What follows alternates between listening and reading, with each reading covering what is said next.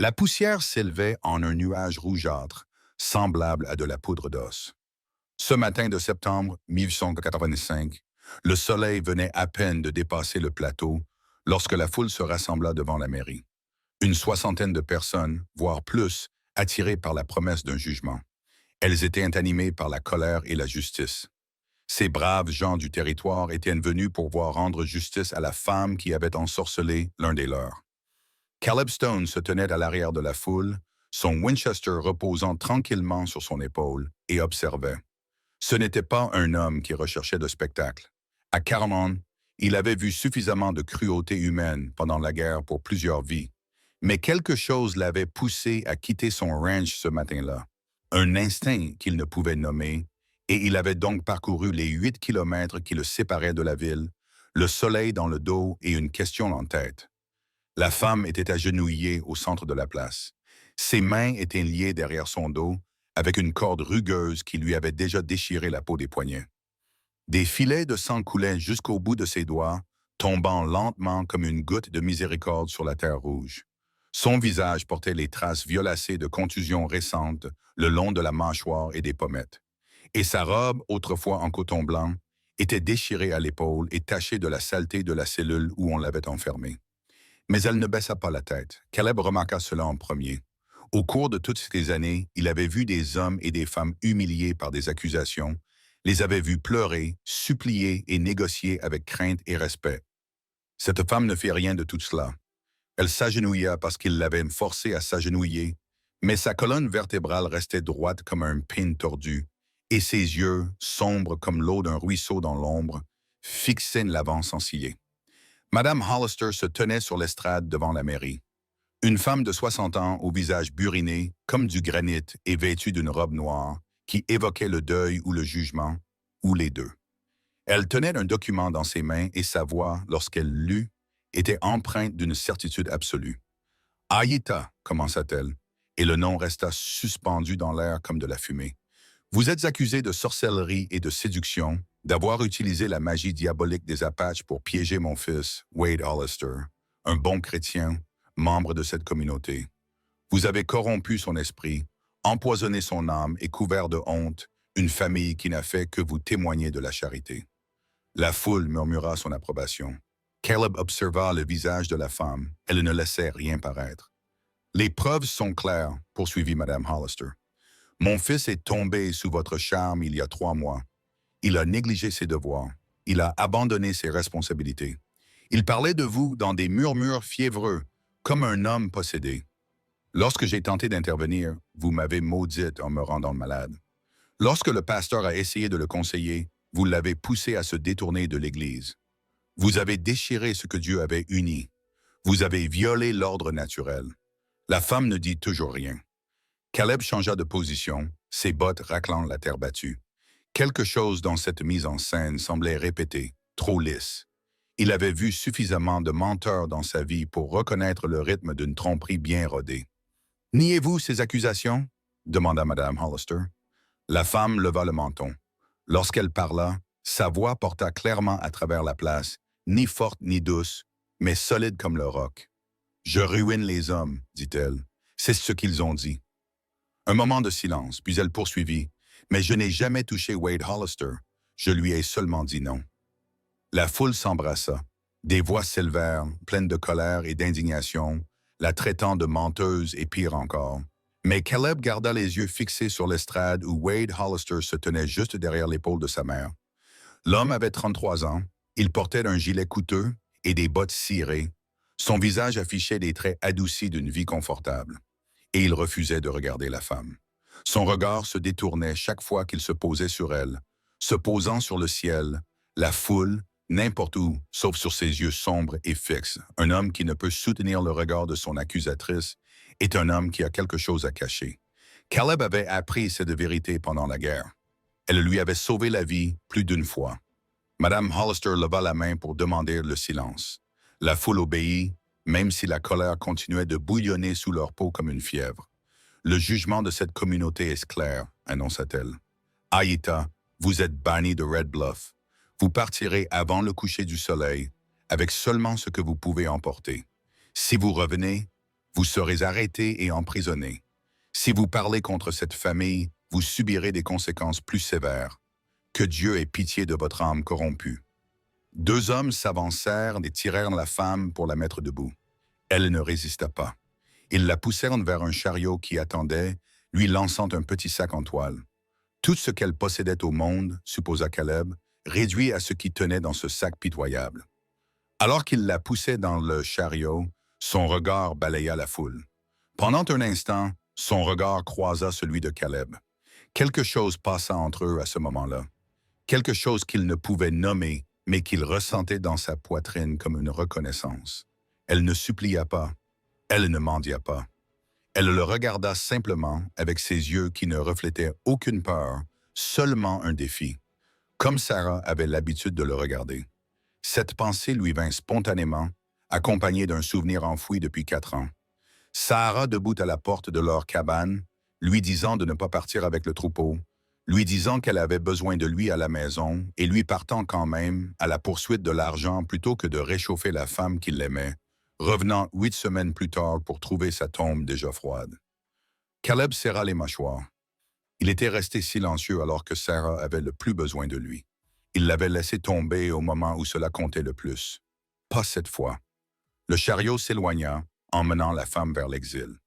La foule commença à se disperser, satisfaite de sa droiture, impatiente de retourner à sa vie quotidienne et d'oublier cet incident désagréable.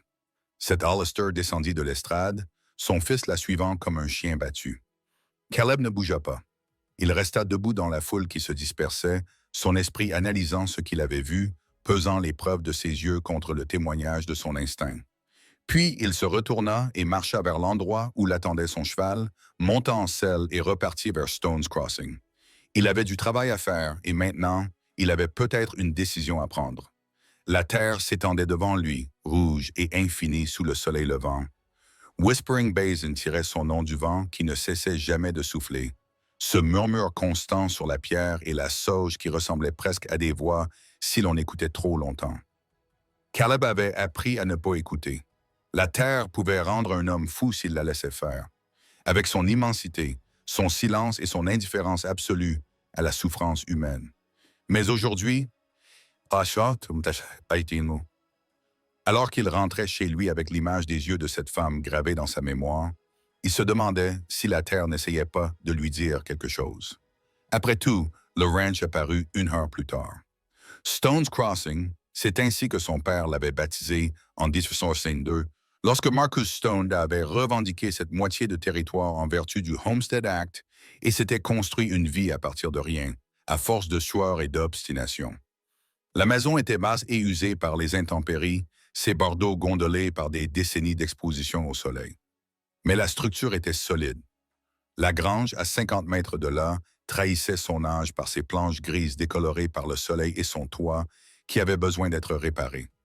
Le corral abritait 3 chevaux, souvenir d'une époque plus heureuse. Et Whisper Creek, la raison pour laquelle son père avait choisi cet endroit, était tête asséchée comme de vieux os dans son lit de pierre pâle. Cela faisait maintenant 4 ans que l'eau n'y coulait plus. 4 ans que Sarah était morte. Caleb ne croyait pas aux malédictions, à la magie ou à tout ce mysticisme apache dont la femme était accusée de pratiquer. Mais il croyait aux coïncidences et il croyait au chagrin. Et parfois, ces deux choses se ressemblent tellement qu'un homme ne peut les distinguer. Il mit pied à terre et conduisit son cheval à la grange. Jesse était censé réparer la clôture du corral, mais Caleb le trouva assis à la porte de la grange, sculptant un morceau de cèdre avec plus de colère que d'habileté. Le garçon leva les yeux à son approche. Âgé de 13 ans, tout en genoux et coudes, il contenait à peine sa rage. Jesse avait les cheveux foncés de son père et les pommettes saillantes de sa mère. Et à ce moment-là, il avait l'expression de quelqu'un qui aurait voulu être n'importe où ailleurs dans le monde. « La clôture ne va pas se réparer toute seule, dit Caleb. « Je ne lui ai pas demandé de le faire, répondit Jesse, sans lever les yeux de son travail. Caleb ravala la réponse cinglante qui lui venait à la bouche. Le garçon avait perdu son père 6 mois auparavant. Il avait tout à fait le droit d'être en colère. Mais la colère sans but détruisait un homme de l'intérieur. Et Caleb ne voulait pas voir cela arriver au fils de son frère. « Allez, dit-il à la place, je vais te montrer comment faire. » Le couteau de Jesse glissa, manquant de peu de lui couper le pouce. Il jeta le cèdre avec dégoût et se leva, suivant Caleb jusqu'à la clôture aux rails cassés et aux poteaux penchés. Ils travaillèrent en silence pendant un moment. Caleb montra comment placer le poteau à la bonne profondeur, comment incliner les clous pour une fixation optimale. Jesse observait avec l'attention de quelqu'un qui ne voulait pas admettre qu'il était en train d'apprendre. Lentement, la clôture commença à prendre forme. Chaque rail était ajusté et cloué. Chaque poteau était renforcé et bien droit. « Où es-tu allé ce matin? » demanda finalement Jesse d'une voix soigneusement neutre. « En ville? Pourquoi? » Caleb réfléchit à ce qu'il allait dire. Le garçon était déjà assez en colère, inutile d'ajouter de l'huile sur le feu. Mais Jesse méritait qu'on soit honnête avec lui, du moins quand Caleb en était capable. « Il y avait un procès, dit-il. Une femme accusée de sorcellerie. La main de Jesse s'immobilisa sur la traverse. L'avait-il brûlée? Non. L'avait-il bannie? Était-elle coupable?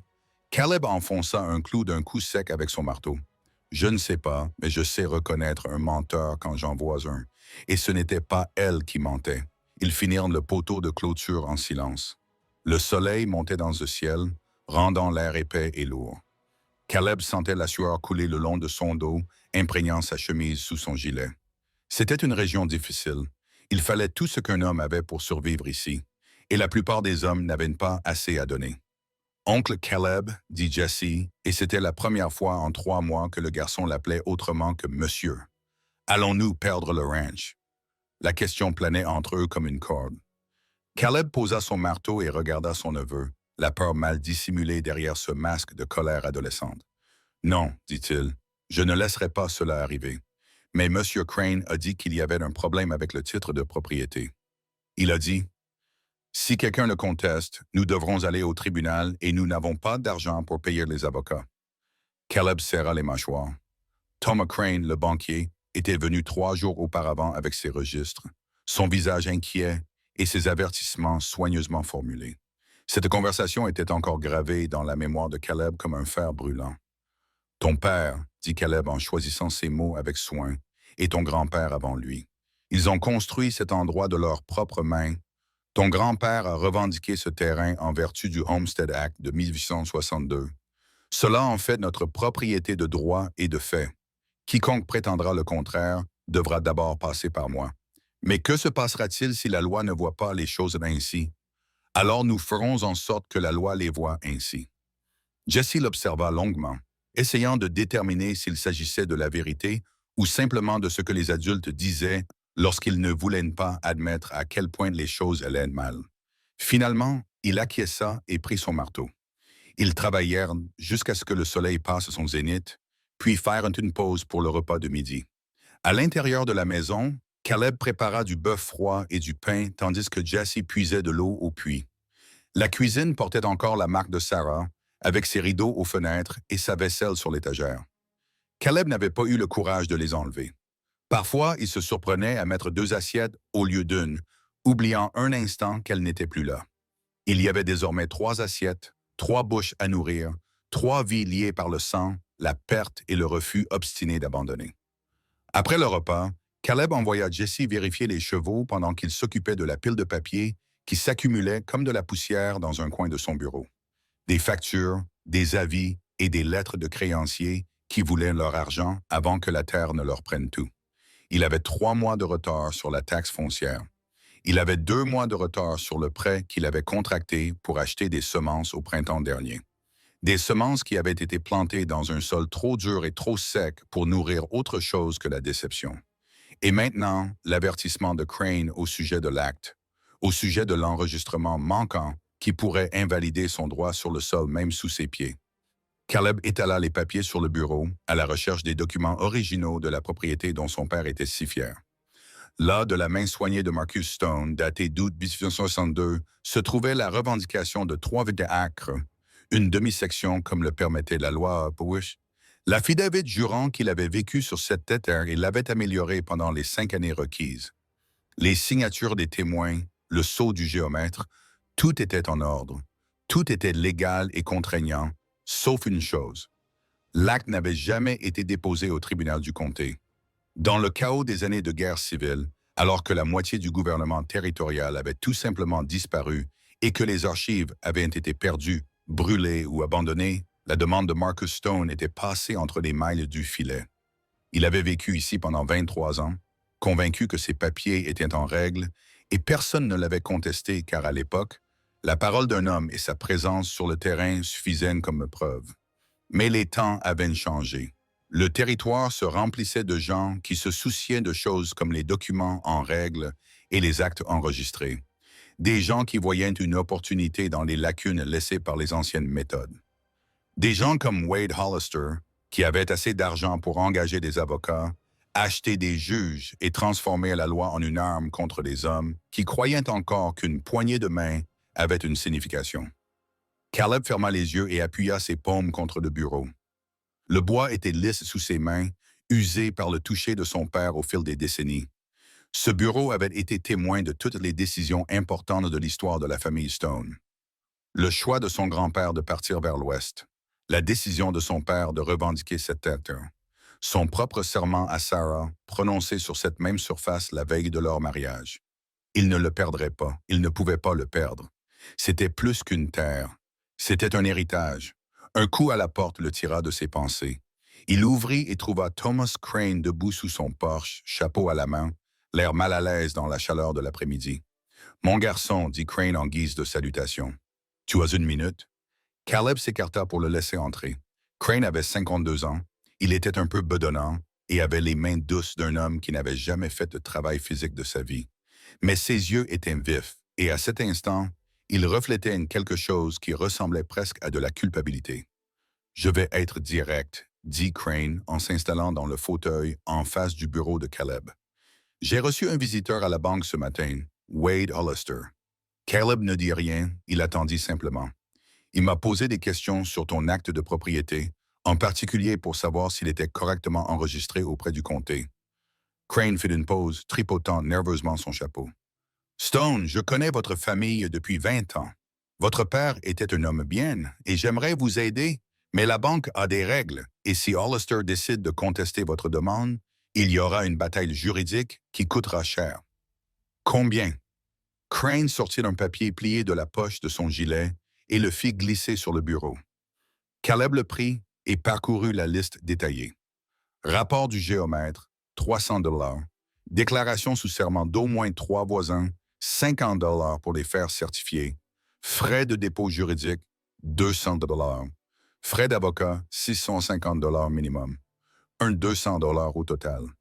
Caleb avait 180 $ à son nom. Si vous ne pouvez pas prouver votre revendication dans les 90 jours, poursuivit Crane d'une voix grave, le terrain sera mis aux enchères publiques. Hollister pourrait l'acheter pour une fraction de sa valeur. « Waya? » demanda Caleb. « Pourquoi veut-il ce terrain? Il possède déjà 3 ranchs. » Crane détourna le regard vers la fenêtre, en direction de Whisper Creek, asséché dans son lit. « Je ne sais pas, mais j'ai entendu des rumeurs. Quelque chose à propos du ruisseau. Un géomètre lui aurait dit qu'il pourrait y avoir des gisements minéraux en amont, ou peut-être des droits d'eau qu'il pourrait vendre au chemin de fer. Je ne peux pas le dire avec certitude. » Il se leva et remit son chapeau sur sa tête. « Je suis désolé, Stone. S'il y avait un autre moyen, je te le dirais. Mais la loi est la loi, et Hollister sait comment s'en servir. » Après le départ de Crane, Caleb resta assis à son bureau jusqu'à ce que les ombres s'allongent sur le sol. Jesse finit par entrer, attiré par le silence, et trouva son oncle fixant les papiers étalés devant lui comme les débris de tout ce qu'il possédait. « On va tout perdre, n'est-ce pas? » dit Jesse doucement. Caleb leva les yeux vers son neveu, vers la peur et la résignation qui s'installaient déjà sur ce jeune visage. À 13 ans, il avait déjà compris que le monde écrasait les faibles, que l'argent et le pouvoir comptaient plus que le travail honnête et juste. « Non, » répondit Caleb, et cette fois, il en fit une promesse. « Ton grand-père a construit ce ranch de ses propres mains. Ton père est mort en essayant de gagner assez d'argent pour le faire fonctionner. Je ne laisserai pas Wade Hollister ou qui que ce soit d'autre prendre ce pourquoi 3 générations d'hommes de pierre ont versé leur sang. Mais comment? Je ne sais pas encore, mais je trouverai un moyen. » Il le dit avec plus de confiance qu'il n'en ressentait. Mais Jesse avait besoin de l'entendre. Il avait besoin de croire que les adultes de sa vie avaient encore un certain contrôle sur le chaos. Caleb l'a donc dit comme s'il le pensait vraiment, En espérant que le dire rendrait cela vrai d'une manière ou d'une autre. Cette nuit-là, après que Jesse se fut couché, Caleb se tenait sous le porche et regardait fixement l'obscurité. Le vent soufflait dans le bassin, transportant au loin l'odeur de la sauge et de la poussière. Quelque part là-bas, hors de portée de la lumière des lampadaires, cette femme traversait le territoire avec pour seul bagage un sac en toile et les vêtements qu'elle portait. Bannie pour avoir osé dire non à un homme qui croyait que tout lui appartenait de droit par sa naissance et sa fortune. Caleb repensa à Sarah, à la dernière fois qu'il l'avait vue vivante. Elle se tenait exactement à cet endroit, les bras croisés pour se protéger du froid d'un matin de début de printemps. Il chargeait le chariot pour la transhumance et elle lui avait demandé une dernière fois de rester. « J'ai besoin de toi ici, Caleb. Je ne me sens pas bien. » Quelque chose ne va pas. Il avait embrassé son front et lui avait dit qu'il serait de retour avant qu'elle ne s'en rende compte. Mais il était parti quand même, parce que l'argent était plus important, parce que subvenir aux besoins de sa famille était plus important, parce qu'il était un imbécile qui confondait travail et amour. 8 semaines plus tard, il était rentré chez lui et avait trouvé sa tombe déjà recouverte de fleurs sauvages. Les voisins avaient dit qu'elle avait attrapé la fièvre, qui était montée rapidement, et l'avait emportée en 3 jours. Le médecin avait fait ce qu'il pouvait, mais finalement la fièvre avait été trop forte, Sarah était trop faible, et Caleb était à 200 mètres de là, occupé à poursuivre un troupeau de bovins récalcitrants à travers un terrain vague. Il n'avait pas pleuré à ses funérailles, ni pendant les 4 années qui avaient suivi. Mais parfois, lors de nuits comme celle-ci, lorsque le vent portait juste le bon son, il entendait sa voix dans l'obscurité lui demander pourquoi il était parti. Lui demander pourquoi son travail comptait plus qu'elle. Il n'avait pas de réponse. Il n'avait jamais eu de réponse. Tout ce qu'il avait, c'était des regrets et la sombre détermination de ne plus décevoir personne comme il l'avait déçu. Le vent changea de direction et, l'espace d'un instant, Caleb aurait juré sentir l'odeur de la pluie. Mais le ciel restait clair. Les étoiles étaient dispersées comme du sel répandu dans l'obscurité. Et Whisper Creek continuait de garder le silence dans l'obscurité en contrebas. 7 jours passèrent. Caleb travaillait de l'aube jusqu'à la tombée de la nuit, essayant de tirer suffisamment de profit de la terre pour réduire la montagne de dettes qui l'écrasait. Il vendit 2 des 3 chevaux, ne gardant que Amber, le bailleur, qui avait porté Sarah le jour de leur mariage. Il en tira 220 $, mais après avoir réglé les factures les plus urgentes, il ne lui restait plus que 560 $, soit moins de la moitié de ce dont il avait besoin. Jesse l'aida sans se plaindre, apprenant le métier avec la détermination sinistre de quelqu'un qui comprenait que la survie exigeait des sacrifices. Ils réparèrent le toit de la grange, colmatèrent le corral et passèrent de longues heures à couper le peu d'herbe qui poussait le long du lit asséché du ruisseau pour en faire du foin qu'ils pourraient vendre aux éleveurs plus au sud. Le 8e jour, un chariot est apparu sur la route venant de la ville. Caleb était en train d'apprendre à Jesse comment entretenir le Winchester, lui montrant comment démonter et nettoyer le mécanisme lorsqu'il a entendu le cliquetis des roues sur le sol dur. Il a posé le fusil et est sorti sur le porche, sa main vérifiant instinctivement la culasse à sa hanche. Le chariot était conduit par Silas Harper, un avocat qui avait pris sa retraite 5 ans auparavant et qui gagnait désormais sa vie en transportant des marchandises entre des colonies éparpillées du territoire. Silas avait 55 ans, il était buriné comme du cuir vieilli et avait un regard perçant qui ne manquait rien. À côté de lui, sur la banquette, était assise la femme du procès. Caleb descendit les marches du porche alors que le chariot s'arrêtait. Silas serra le frein et descendit avec les mouvements prudents d'un homme qui avait passé trop d'années dans selle. « Mon garçon, » dit Silas en guise de salutation, « j'ai une passagère qui a besoin de travail et d'un endroit où loger. J'ai pensé que tu pourrais peut-être avoir besoin d'aide. » Caleb regarda la femme. Au cours des semaines qui avaient suivi son bannissement, elle avait réussi à se nettoyer. Sa robe était raccommodée, ses cheveux tressés et attachés, et les ecchymoses sur son visage s'étaient estompées pour ne laisser que des traces jaunes. Mais ses yeux avaient conservé la même expression calme et inébranlable qui l'avait frappé lors du procès. « Je te connais, Kim, dit Caleb. « Et je te connais, répondit-elle. Tu étais dans la foule, tu n'as pas réclamé ma mort, tu n'as pas réclamé ta liberté non plus. Non, mais tu as regardé, Tu as vu. Elle descendit du chariot avec une grâce naturelle, aussi légère qu'un chat. Je m'appelle Aïta. J'ai besoin de travail. Tu as besoin d'aide. Silas dit que tu es un homme juste. Caleb jeta un coup d'œil à Silas, qui haussa les épaules. J'ai connu ton père, Stone. Marcus était un homme bon. Il m'a aidé plus d'une fois quand j'en avais besoin. Je pense que je lui dois bien ça. Les Hollister ne vont pas apprécier, dit Caleb. Si le bruit court que je l'héberge, ils vont nous causer des problèmes. Ils nous causent déjà des problèmes, fit remarquer Silas. J'ai entendu parler de votre situation foncière. Il me semble que vous n'avez plus à vous soucier de ce que pensent les Hollister. Caleb observa Ada, évaluant les risques. Elle avait raison sur un point. Il avait besoin d'aide. Le ranch était trop difficile à gérer pour un homme et un garçon, surtout avec les problèmes juridiques qui se profilaient. Et il y avait quelque chose en elle qui lui rappelait Sarah. Pas son apparence, mais cette force intérieure qui ne pouvait être brisée par les circonstances ou la cruauté. « Que sais-tu faire ?» demanda-t-il. « Je peux soigner les animaux et les personnes malades. Je sais suivre des traces et lire le temps. Je peux travailler de l'aube jusqu'à la nuit sans me plaindre. Je m'y connais en chevaux et en bétail, et je sais comment survivre quand la terre devient cruelle. » Elle marqua une pause. « Et je suis honnête, ce qui est plus que ce que l'on peut dire de Wade Hollister. Que s'est-il réellement passé entre vous deux? Il me voulait. J'ai refusé. Il ne pouvait accepter qu'une femme fasse son propre choix. Alors, il m'a traité de sorcière, parce que c'était plus facile que d'admettre qu'il était le genre d'homme qui croit que non ne signifie rien. » Ces mots sonnaient justes. Caleb avait suffisamment côtoyé Wade Hollister pour reconnaître ce type d'homme. Des hommes à qui on n'avait jamais dit non, qui croyaient que leur argent et leur nom les dispensaient de la décence humaine élémentaire qui consiste à accepter le rejet. « Il y a un lit de camp dans la remise, » dit finalement Caleb. « Rien d'extraordinaire. Tu travailles pour avoir à manger et un toit. Rien de plus. Si les Hollister viennent, tu restes hors de vue. Et si tu causes des problèmes dans cette maison, tu pars. Compris? » « Compris? » Silas acquiesça et remonta dans le chariot. « Je reviendrai avant la tombée de la nuit. Si tu as besoin de quelque chose en ville, c'est le moment de le dire. »« Tout va bien, » dit Caleb. « Merci pour ton aide, Silas. »« Ne me remercie pas. Remercie ton père.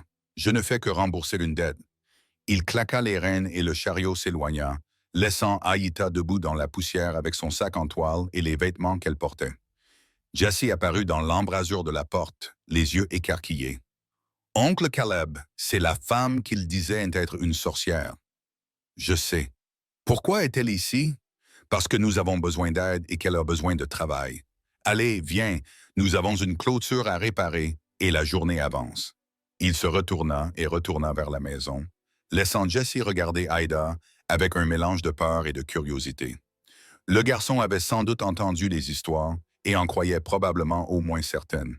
Mais il apprendrait, comme Caleb l'avait appris, que la plupart de ce que les gens croyaient était faux et que le reste n'était que des mensonges destinés à les réconforter dans leur propre cruauté.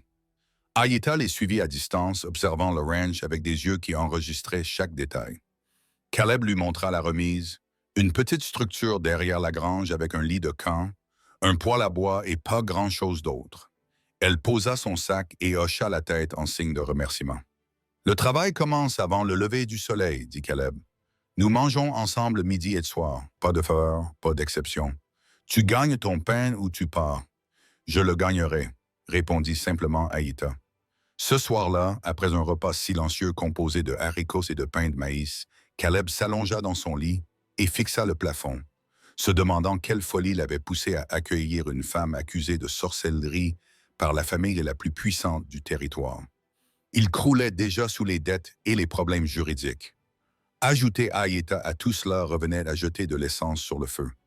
Mais lorsqu'il ferma les yeux, il vit le visage de Sarah et entendit sa voix lui demander pourquoi il n'était pas resté alors qu'elle avait besoin de lui. Et il sut, avec la certitude d'un homme qui avait commis trop d'erreurs, que c'était sa chance de faire le bien pour quelqu'un qui avait besoin d'aide, même si cela devait lui coûter tout ce qu'il avait. Dans la remise derrière la grange, Aïta était allongée sur le lit étroit et écoutait le vent souffler dans le lit vide du ruisseau. La terre ici était assoiffée, affamée d'eau, comme son peuple avait faim de justice. Elle pouvait le sentir dans le sol sous le bâtiment. Cette profonde douleur de l'absence qui révélait qu'il manquait quelque chose d'essentiel. Sa grand-mère lui avait appris à reconnaître ces endroits. Des terres qui s'étaient fermées à la guérison parce que la blessure était trop profonde. De l'eau qui s'était retirée dans la terre parce que le monde de la surface ne méritait plus sa bénédiction. Aïta ferma les yeux et chanta très doucement la chanson que sa mère lui avait apprise. La chanson que sa grand-mère avait transmise à travers des générations de femmes qui comprenaient que la terre n'était pas quelque chose à conquérir, mais quelque chose à inviter à renouer avec elle. Le vent changea de direction. Quelque part dans l'obscurité, un coyote hurla, et profondément sous la surface de Whisper Creek, dans des endroits invisibles à l'œil humain, les premières gouttes d'eau commencèrent leur long voyage vers la lumière. Mais cela viendrait plus tard. Pour l'instant, il n'y avait que le travail, dans l'espoir que cet homme sévère et blessé qui l'avait recueilli serait la clé qui permettrait de libérer ce que la terre attendait depuis toujours. Dans la maison principale, Caleb finit par sombrer dans un sommeil agité, rêvant d'eau, de femmes aux yeux sombres et de choix irréversibles. Et dans la petite chambre à côté de la cuisine, Jesse resta éveillé, pensant à la sorcière dans la remise et se demandant si, après tout, sa présence ici n'était peut-être pas la pire chose qui pouvait leur arriver. L'avenir s'étendait devant eux, inconnu, effrayant et plein de possibilités. Mais pour l'instant, pour cette nuit-là, ils étaient tous sous le même toit. 3 personnes brisées, liées par les circonstances et le besoin, et le refus obstiné d'abandonner alors que le monde leur disait qu'ils devaient le faire. Et cela, pensa Caleb, alors que le sommeil le gagnait enfin, pourrait bien suffire. Les 3 premières semaines s'écoulèrent au rythme que seul le travail acharné peut créer. Aïta se levait avant le soleil, se déplaçant dans l'obscurité avant l'aube comme une ombre qui refusait de s'effacer. Au moment où Caleb sortait de la maison, elle avait déjà tiré 6 seaux d'eau du puits, nourri les chevaux et commencé la tâche qui semblait la plus urgente ce matin-là. Elle ne demandait pas la permission, n'attendait pas les instructions. Elle voyait simplement ce qui devait être fait et le faisait. Caleb se rendit compte qu'il n'était pas du genre à faire facilement confiance, mais il comprenait le langage du travail. Les mots pouvaient mentir, les actions non. Et les actions d'Aïta révélaient quelqu'un qui connaissait la valeur du travail et savait en faire plus que sa part. Jesse le remarqua aussi, même s'il s'efforçait de ne pas le montrer. Le garçon garda ses distances les premiers jours, observant Aïta avec les yeux fatigués de quelqu'un à qui on avait répété toute sa vie que les Apaches étaient dangereux. Mais sa lassitude commença à se transformer en curiosité lorsqu'il vit sa douce Amber, la jument capricieuse qui n'avait laissé personne d'autre que Caleb l'approcher depuis la mort de Sarah. Cela se produisit le 4e matin. Caleb montrait à Jesse comment réparer le moulin à vent, lui expliquant le fonctionnement des engrenages et des roulements, lorsqu'ils entendirent Amber, Winnie, dans le corral, qui semblait en détresse. Ils trouvèrent la mère qui favorisait sa patte arrière droite, la tenant hors du sol, les oreilles rabattues en arrière par la douleur. Caleb examina la patte avec précaution. Le boulet était chaud et enflé, et lorsqu'il le palpa doucement, Amber tenta de donner un coup de pied. Ce n'était pas bon signe. Dans ce pays, un cheval boiteux était souvent un cheval mort. La nourriture était trop chère pour être gaspillée pour un animal qui ne pouvait pas travailler. On dirait un abcès profond, dit Caleb doucement, plus à lui-même qu'à Jesse. Il faudra peut-être l'abattre. Gnome. La voix d'Aïda venait de derrière eux. Elle s'était approchée si silencieusement qu'aucun des deux ne l'avait entendue. « Laisse-moi voir. » Caleb se redressa. « Elle est dangereuse en ce moment. La douleur rend les animaux imprévisibles. La douleur les rend effrayés. Effrayés, ce n'est pas la même chose que dangereux. » Aïta s'avança lentement, les mains bien en évidence, émettant un son grave dans sa gorge, presque un fredonnement. Les oreilles d'Amber se tournèrent vers elle.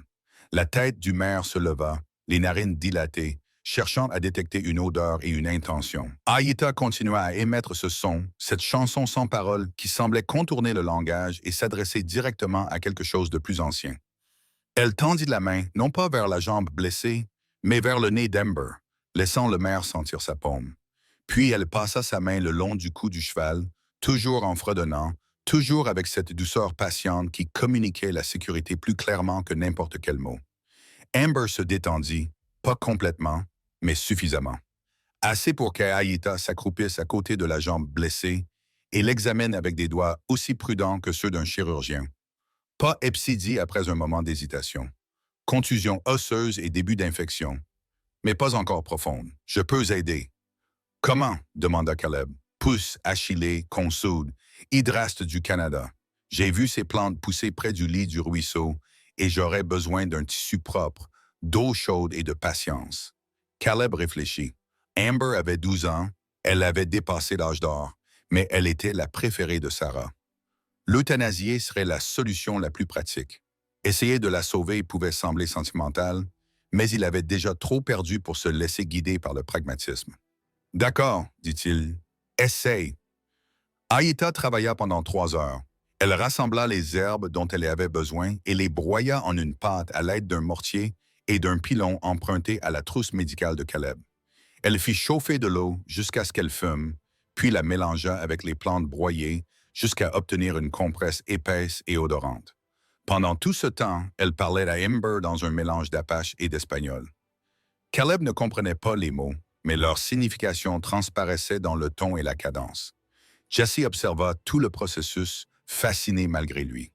Quand Aïta enroula le cataplasme autour de la jambe d'Amber et le fixa avec des bandes de tissu, il demanda « Comment savez-vous que cela va fonctionner ?» Mon père m'a appris ce qu'il avait appris de sa mère, qu'il avait appris de la sienne. Ce savoir remonte à plus loin que nous ne pouvons le compter. Elle noua le bandage et se redressa. Les plantes médicinales aident, mais c'est surtout le cheval qui doit choisir de guérir. Nous ne pouvons que l'inviter à le faire. Nous ne pouvons pas forcer. 3 jours plus tard, Amber marchait sans boiter. 1 semaine après, elle était suffisamment remise pour reprendre le travail. Caleb ne dit rien, mais ce soir-là, il invita Aïta à manger à table au lieu d'emporter son repas dans la grange. Jesse lui fit de la place sans qu'on le lui demande. Le travail continua. Ils réparèrent ensemble le moulin à vent, Caleb expliquant le fonctionnement, tandis que les mains agiles d'Aïta façonnaient de nouveaux joints à partir de chutes de cuir. Ils coupèrent des bottelaires l'herbe clairsemée qui poussait le long des berges de Whisper Creek, travaillant 12 heures par jour sous un soleil impitoyable. Ils vendirent 2 autres chevaux à un éleveur de passage, et Caleb ajouta l'argent à son fonds qui grossissait lentement. À la fin de la 3e semaine, ils avaient 560 $. Il leur manquait encore 640 $ pour atteindre leur objectif, alors qu'il ne restait plus que 5 semaines avant la date limite. Le soir où ils prirent une conscience de cela, Caleb s'assit à son bureau et revit les chiffres pour la 3e fois, espérant que les calculs changeraient s'il les regardait assez fixement. Ce ne fut pas le cas. Jesse était déjà allé se coucher, épuisé par le travail de la journée. La maison était calme, à l'exception du vent et du craquement occasionnel du bois qui se tassait. Un coup à la porte fit lever la tête à Caleb.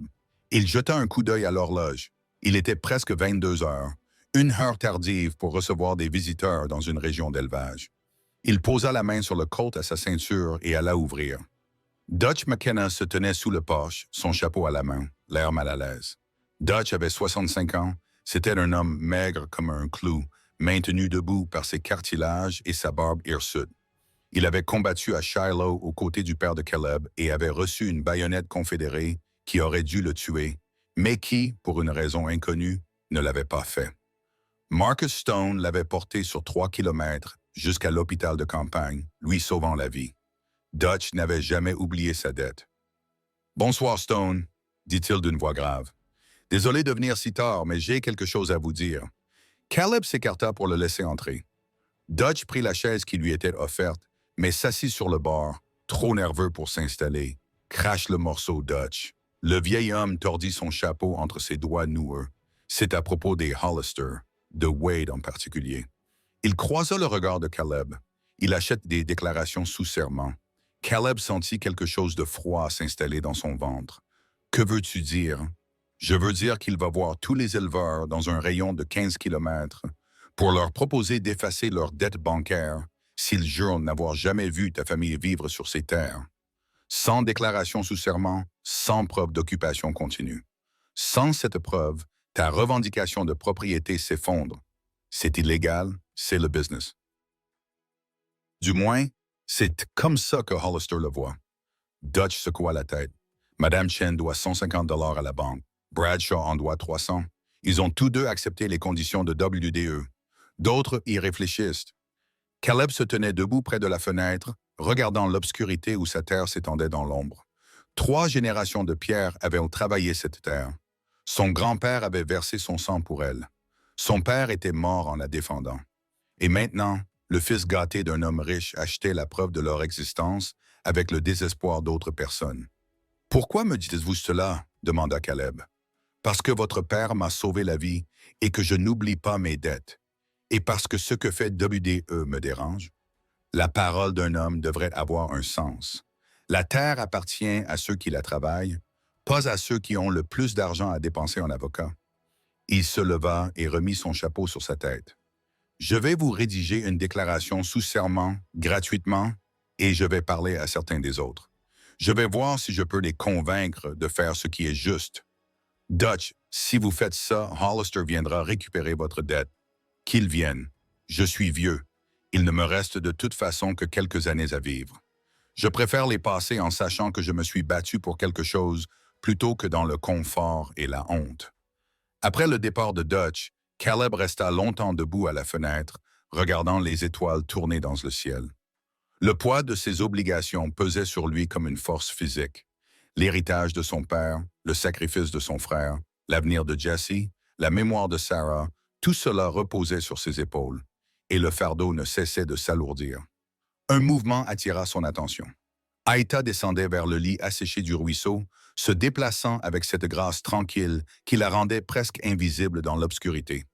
Il la regarda s'agenouiller au bord de l'eau, ou plutôt à l'endroit où aurait dû se trouver le bord de l'eau si celle-ci avait encore coulé là.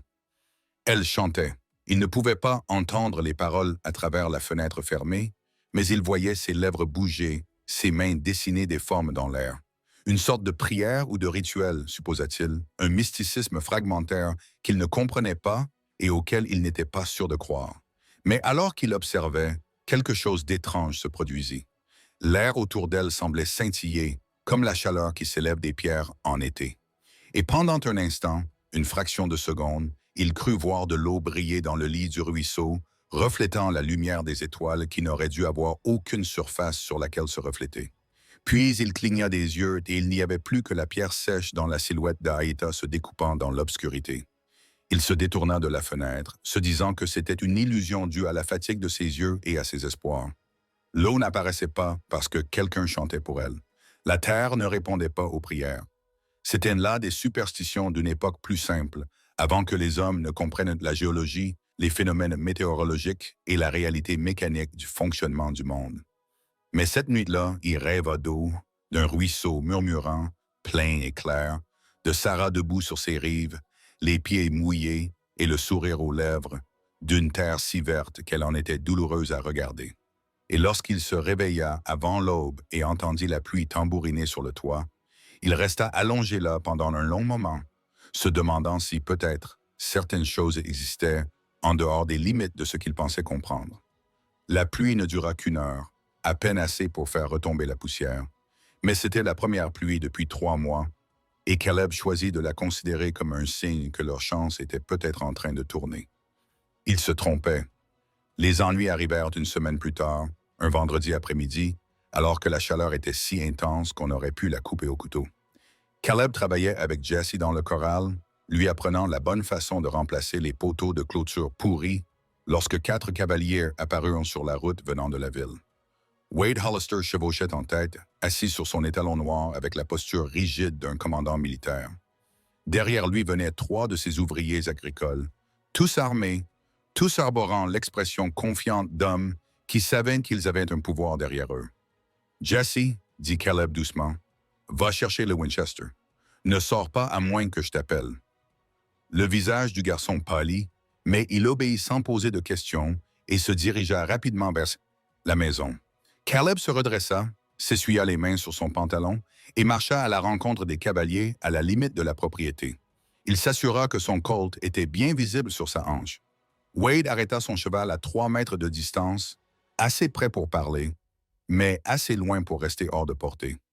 De près, Caleb pouvait voir les traits doux du visage de l'homme, le soin apporté à son apparence qui trahissait des heures passées devant le miroir.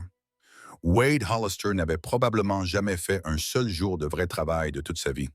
Stone, dit Wade d'une voix empreinte de l'arrogance paresseuse des héritiers fortunés. J'ai entendu dire que vous hébergiez un fugitif. Vous avez mal entendu. J'ai un employé. Il n'y a rien d'illégal à cela. Cela dépend de l'employé. Wade se redressa sur sa selle. Cette Apache, celle que ma mère a bannie à juste titre. On dit qu'elle vit sur ta propriété. On dit beaucoup de choses, la plupart fausses. Le sourire de WDE n'atteignait pas ses yeux. Fais-la sortir. Je veux la voir. Non. Le monosyllabe resta suspendu dans l'air entre eux. L'un des hommes de WDE posa la main sur son arme, mais Wade leva la main pour l'arrêter. Tu fais une erreur, Stone. Cette femme est dangereuse. Elle m'a corrompu, m'a monté contre ma propre famille. Dieu seul sait ce qu'elle te fera. Caleb scruta le visage de WDE, cherchant à déchiffrer ses expressions. La façon dont ses yeux ne restaient pas fixes, la légère rougeur qui envahissait son cou, la tension dans sa mâchoire qui trahissait une colère à peine contenue. Ce n'était pas un homme qui croyait ce qu'il disait. C'était un homme qui avait été rejeté et qui ne pouvait tolérer que ce rejet soit rendu public.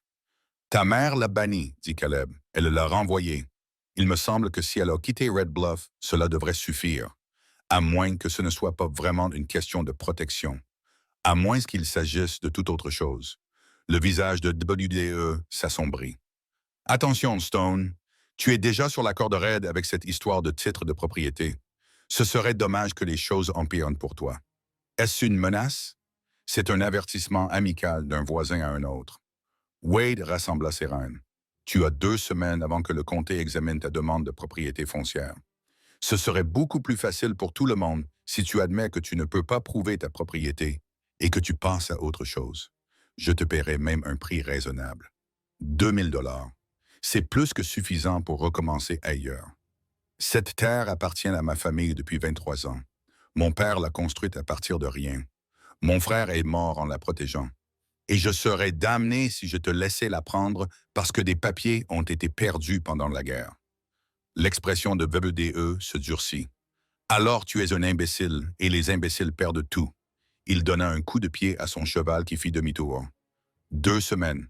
Après cela, tout ce que vous pensez posséder deviendra propriété publique, et je serai le premier à enchérir. » Les 4 cavaliers s'éloignèrent au galop, laissant derrière eux un nuage de poussière dans l'air immobile.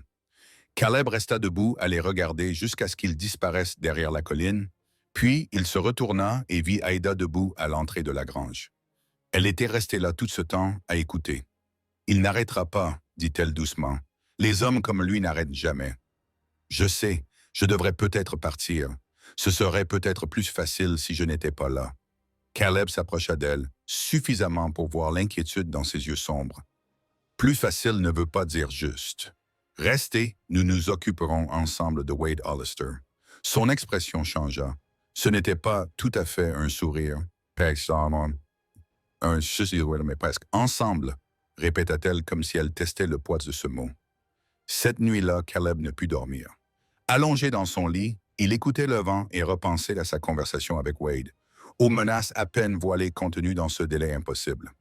2 semaines, 14 jours pour trouver 640 $ et prouver d'une manière ou d'une autre le droit de sa famille à cet terme. Il s'y vivait depuis près d'un quart de siècle. Vers minuit, il renonça à dormir et alla s'asseoir sous le porche. Les étoiles brillaient au-dessus de sa tête, si nombreuses et si lumineuses qu'elles projetaient de véritables ombres.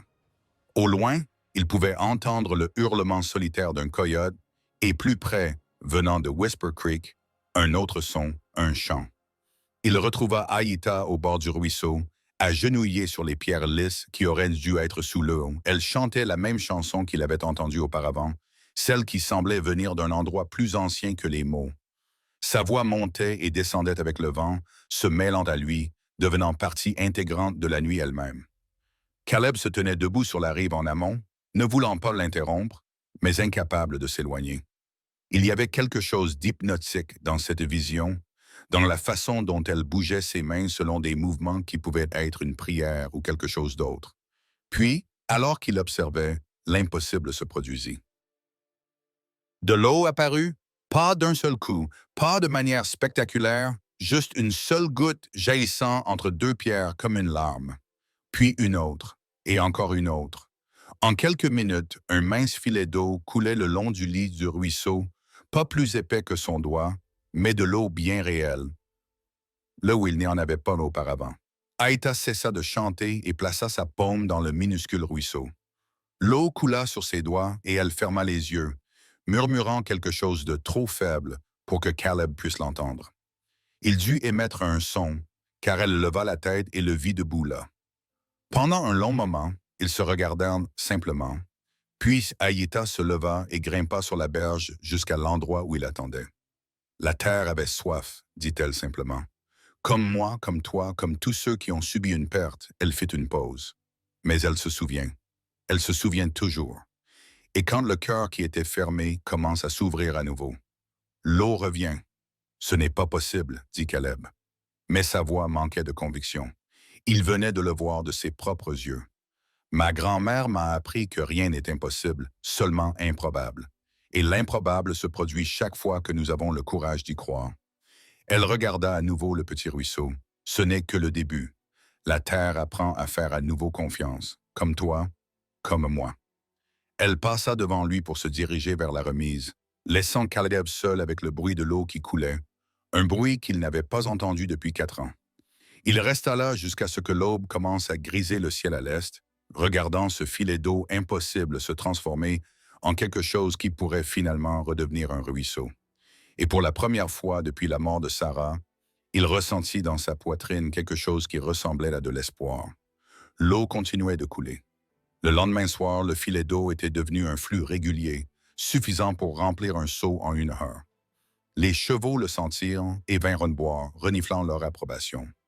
Jesse se tenait sur la rive et regardait comme s'il assistait à un miracle. Comment? Ne cessait-il de demander. Comment est-ce possible? Caleb n'avait pas de réponse qui puisse satisfaire le besoin de logique du garçon. Il en avait à peine une qui satisfasse le sien. Tout ce qu'il savait, c'était que Whisper Creek coulait à nouveau après 4 ans de sécheresse et que le moment était trop parfait pour être une simple coïncidence. Au cours des jours suivants, il se surprit à regarder Aïta d'un œil nouveau. Elle accomplissait son travail avec la même efficacité tranquille qu'auparavant, mais il remarquait désormais la façon dont elle touchait les choses. La paume douce posée sur les poteaux de la clôture, les doigts qui effleuraient l'herbe, les mots doux adressés aux chevaux et parfois aux oiseaux.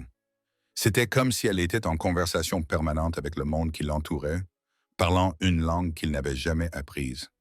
Et la terre semblait répondre. L'herbe le long du ruisseau commença à verdir. Des fleurs sauvages apparurent là où il n'y avait auparavant que de la poussière. Même les chevaux semblaient être en meilleure santé, leur pelage plus brillant, leurs yeux plus vifs. Jesse le remarqua également. La méfiance du garçon avait laissé place à quelque chose qui s'apparentait davantage à de l'admiration.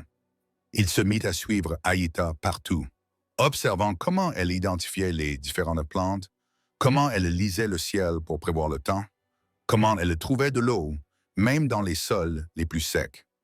Elle lui enseignait patiemment, sans jamais le faire se sentir stupide lorsqu'il posait des questions, sans jamais agir comme si ses connaissances la rendaient supérieure.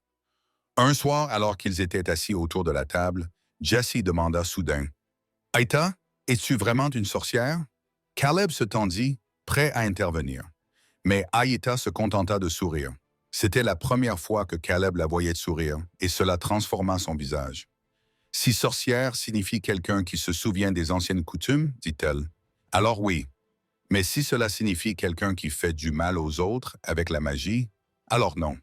Je n'ai aucun pouvoir, sauf celui que la terre me donne, et la terre donne à tout le monde. La plupart des gens ont simplement oublié comment recevoir.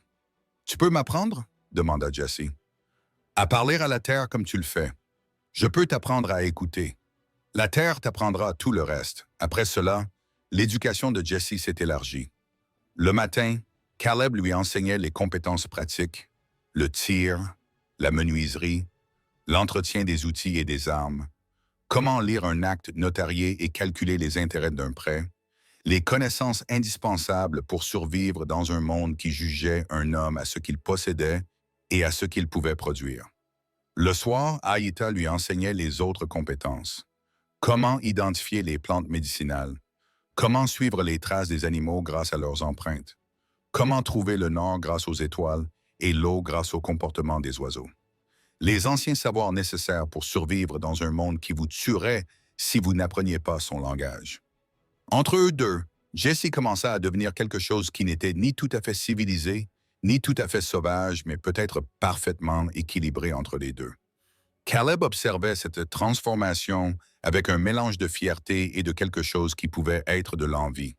Le garçon apprenait des choses dont Caleb ignorait l'existence, développant une relation avec la terre qui allait au-delà de la simple propriété. Mais le temps continuait de s'écouler. La date limite approchait à grands pas, et malgré tous leurs efforts, l'argent arrivait trop lentement. Ils vendirent le dernier ballot de foin pour 80 $. Dutch amena un voisin qui avait refusé les pots de vin de WDE et était prêt à fournir une déclaration sous serment. Avec Dutch lui-même comme deuxième témoin, il leur en manquait d'encore un pour satisfaire à l'exigence légale de 3. Et les honoraires du géomètre s'élevaient à eux seuls à 300 $, une somme qu'ils n'avaient tout simplement pas. Caleb commença à accepter l'inévitable. Ils allaient en perdre tout leur travail, toute leur histoire, tout le sentier, tout le sang et les sacrifices de 3 générations. Tout cela n'aurait plus aucun sens, car ils ne pouvaient pas produire un 200 $ sur un bout de papier qui prouvait ce que tout le monde savait déjà. Il était assis à son bureau tard dans la nuit, fixant ces chiffres impossibles, quand Aïta apparut dans l'embrasure de la porte. Elle avait appris à se déplacer si silencieusement qu'il l'entendait rarement arriver. « Tu devrais te reposer, dit-elle. L'inquiétude ne change rien aux mathématiques. Le sommeil non plus. » Elle entra dans la pièce et se dirigea vers la fenêtre pour regarder le paysage éclairé par la lune. « Que feras-tu quand le moment sera venu et que l'argent ne suffira pas? »« Je me battrai. Que puis-je faire d'autre? »« Tu pourrais partir. Emmener Jesse et recommencer ailleurs. 2000 $, c'est beaucoup d'argent. C'est de l'argent sale. Et cette terre vaut plus que de l'argent. C'est tout ce que ma famille a construit. Tout ce pourquoi ils sont morts. » Il se frotta le visage, sentant la barbe naissante sous ses paumes. « Je ne peux pas simplement partir, même si rester signifie perdre de toute façon. » Même alors, Aïta se tourna vers lui et à la lumière de la lampe, ses traits semblaient sculptés dans quelque chose de plus ancien que la pierre. « Mon peuple a été chassé de ses terres parce que des hommes armés et munis de papier ont déclaré que nous n'avions aucun droit sur les lieux où nous vivions depuis des générations. Nous nous sommes battus, nous sommes morts, et au final, nous avons quand même perdu. C'est ce qui arrive quand la loi est écrite par ceux qui veulent ce que vous avez. Je devrais donc simplement abandonner. Je dis que la terre ne vaut pas la peine de mourir pour elle. La terre sera toujours là longtemps après que nous soyons tous réduits en poussière. Mais les gens, la famille, c'est ce qui compte. Jesse a plus besoin de vous vivants que de ce bout de terre en particulier. » Ces paroles faisaient mal parce qu'elles contenaient une part de vérité. Mais elles passaient également à côté de quelque chose d'essentiel. Il ne s'agissait pas seulement de terre. Il s'agissait d'un héritage, de prouver que le travail honnête et les sacrifices générationnels avaient un sens dans un monde de plus en plus régi par l'argent, les avocats et les hommes comme Wade Hollister. Avant qu'il n'ait pu répondre, ils l'entendirent. Un bruit semblable à un tonnerre lointain, mais différent, trop soutenu, trop directionnel. Caleb se mit en mouvement avant même d'avoir eu le temps de réfléchir, saisissant le Winchester qui se trouvait près de la porte et courant dans la nuit. Jesse sortit en trombe de sa chambre, les yeux écarquillés. « Qu'est-ce que c'est? Reste ici! » cria Caleb. Mais le garçon le suivit quand même, et Aïta le suivit de près. Ils atteignirent le ruisseau juste à temps pour voir le mur d'eau descendre le canyon. Haut de 180 mètres et se déplaçant rapidement, il transportait des débris et de la mousse et rugissait comme quelque chose qui ne devrait pas exister. Une crue soudaine en pleine saison sèche. Impossible, mais pourtant bien réelle. La maison. Caleb attrapa Jesse et le poussa vers un terrain plus élevé. « Va sur la colline derrière la grange, maintenant. » Ils coururent. L'eau frappa les bâtiments du ranch 30 secondes plus par an, s'écrasant sur le corral avec la force d'une locomotive. Le bois se fendit, les chevaux hurlèrent. Le mur de la grange s'effondra vers l'intérieur avec un bruit semblable à celui d'os brisés. Ils atteignirent la colline et se retournèrent pour voir leur monde disparaître sous l'eau brune tourbillonnante. La maison a tenu bon, mais la grange a perdu la moitié de son toit. Le corral a complètement disparu, et les récoltes sur lesquelles ils comptaient Celles qui leur auraient rapporté les 200 $ dont ils avaient besoin ont été emportées comme si elles n'avaient jamais existé. Jesse poussa un cri de pure angoisse. Caleb passa son bras autour des épaules du garçon et le serra contre lui tandis qu'il regardait tout ce pourquoi ils avaient travaillé à être détruits en quelques minutes. Lorsque l'eau se retira enfin, laissant derrière elle un paysage de boue et de débris, Caleb descendit pour évaluer les dégâts. La grange était totalement détruite, les récoltes avaient perdu les 3/4 de leur valeur. Le corral devait être entièrement reconstruit. Et Amber, la douce vieille Amber, qui était la préférée de Sarah, gisait sur le côté dans la boue, une patte cassée, les yeux roulants de douleur. Caleb s'agenouilla à côté de la jument, lui caressant le cou. Elle hennit doucement, sachant ce qui allait suivre. Il sortit son colt et plaça le canon contre son crâne, derrière l'oreille, là où cela serait rapide. Sa main tremblait. « Attendez !» Aïta s'accroupit de l'autre côté du cheval. « Laissez-moi d'abord examiner. Ses pattes sont cassées. On ne peut pas réparer une fracture comme celle-là. S'il vous plaît, laissez-moi essayer. » Il rangea son pistolet dans son étui et recula. Aïta examina la jambe avec précaution. Après un long moment, elle leva les yeux. « C'est grave, mais pas impossible. Si nous la mettons correctement dans une attelle et qu'elle reste au repos pendant 6 semaines, elle pourrait guérir. 6 semaines de nourriture que nous ne pouvons pas nous permettre. 6 semaines pendant lesquelles elle ne pourra pas travailler, et même après, elle ne sera plus jamais comme avant. Elle vivra. Cela n'a-t-il pas de valeur? » Caleb regarda le cheval, le visage d'Aïta dans la lumière de l'aube, Jesse debout derrière eux, les yeux remplis d'un espoir désespéré, et il prit une décision stupide, peu coûteuse et probablement vouée à l'échec.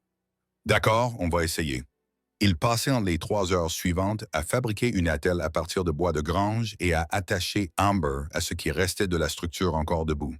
Au moment où le soleil se leva complètement, ils étaient tous couverts de boue et épuisés jusqu'à la moelle. La dévastation semblait pire à la lumière du jour. L'inondation avait détruit au moins 400 $ de récolte potentielle et de réparation. À seulement 10 jours de la date limite, ils étaient plus loin que jamais de leur objectif. Cette nuit-là, Caleb eut de la fièvre. La coupure à la cuisse qu'il s'était faite en tirant Jesse hors de l'eau était devenue rouge et enflammée. Au matin, il pouvait à peine se tenir debout. L'après-midi, sa température atteignait un niveau dangereux. « Une infection, » dit Aïta, le visage grave. « Une mauvaise infection. Nous devons la nettoyer correctement. » Extraire le poison. À travers le brouillard de la fièvre, Caleb la sentait s'affairer sur sa jambe. La douleur était vive lorsqu'elle coupait les tissus morts, l'odeur du whisky lorsqu'elle rinçait la plaie, la brûlure de l'herbe qu'elle y appliquait. Il perdait et reprenait conscience, voyant le visage de Sarah se confondre avec celui d'Ias. Entendant des voix qui pouvaient être des souvenirs ou le présent, Jesse resta à son chevet pendant 2 jours, refusant de partir sauf pour les tâches nécessaires. Aïta changeait le pansement toutes les quelques heures, forçant Caleb à avaler du thé amer chaque fois qu'il était suffisamment conscient pour déglutir. Et lentement, contre toute attente, la fièvre tomba. Le 3e jour, Caleb se réveilla l'esprit clair pour la première fois, faible comme un nouveau-né, mais vivant. Jesse dormait dans le fauteuil à côté du lit, le visage encore marqué par les larmes d'une prière désespérée. Aïta était assise à la fenêtre, regardant l'aube se lever sur la terre qui avait tenté de les tuer. « Merci, » dit Caleb d'une voix rauque. Elle se retourna et il vit l'épuisement sur son visage. Elle n'avait pas dormi, réalisa-t-il. Elle ne s'était pas reposée du tout pendant qu'elle se battait pour le maintenir en vie. « Tu m'as sauvé. Nous nous sauvons mutuellement, » répondit-elle. « C'est ce que fait une famille. Une famille. » Ce mot le frappa comme une force physique. Quand était-elle devenue sa famille? Quand cette femme qui était arrivée comme une étrangère en quête de travail, s'était-elle transformée en quelqu'un dont il ne pouvait plus imaginer le ranch sans elle? Mais même alors qu'il était allongé là, en convalescence, même si Jesse s'accrochait à lui avec un soulagement désespéré, Caleb savait que le temps continuait de s'écouler. Il leur restait 1 semaine. L'argent avait disparu. Les récoltes étaient détruites. Et Wade Hollister était quelque part, attendant de réclamer tout ce que la famille Stone avait construit. La seule question était maintenant de savoir si Caleb allait se résigner et accepter la défaite ou s'il allait trouver un moyen de riposter avant que le temps ne soit écoulé. 5 jours plus tard, alors qu'il pouvait à nouveau marcher avec seulement une légère boiterie, Toujours pâle mais lucide, il convoqua une réunion de famille. Jesse et Aïta s'assirent en face de lui à table et il leur exposa la situation avec une honnêteté brutale. Nous ne pouvons pas approuver l'acte, dit-il. Nous n'avons pas l'argent, nous n'avons pas assez d'affidavit. Dans 2 jours, le comté mettra cette terre aux enchères. Hollister l'achètera pour quelques centimes et nous n'aurons plus rien. Alors nous partons, demanda Jesse d'une petite voix. Non, nous allons nous battre, mais pas comme Hollister le prévoit. Caleb se pencha en avant. Cette inondation n'est pas arrivée par hasard. Des inondations comme celle-ci ne surviennent pas de nulle part pendant la saison sèche. Quelqu'un l'a provoqué. Quelqu'un qui a de l'argent, de la dynamite et aucune conscience. Wade, Aïta l'a dit. Wade. Et si nous pouvons prouver qu'il nous a sabotés, nous pouvons porter plainte pour destruction criminelle de biens, tentative de meurtre, et nous pouvons demander des dommages-intérêts, suffisamment pour payer les avocats et nous donner le temps de régler l'acte. Comment pouvons-nous le prouver? Demanda Jesse. Nous allons à la source en amont du canyon, là où l'eau provient. Trouver des preuves, les ramener. Caleb regarda chacun d'eux à tour de rôle. C'est dangereux. Wade ne voudra pas que nous trouvions quoi que ce soit. Mais c'est notre seule chance. Jesse se leva immédiatement. Je viens avec vous. Non. Si, tu as failli mourir il y a 3 jours. Tu n'es pas assez fort pour y aller seul, et je ne suis plus un enfant. Vous avez besoin de moi. Caleb voulait discuter, mais le garçon avait raison. Il n'était pas assez fort. Pas encore. Et le temps était trop court pour attendre son rétablissement complet. D'accord, dit-il. Nous y allons ensemble.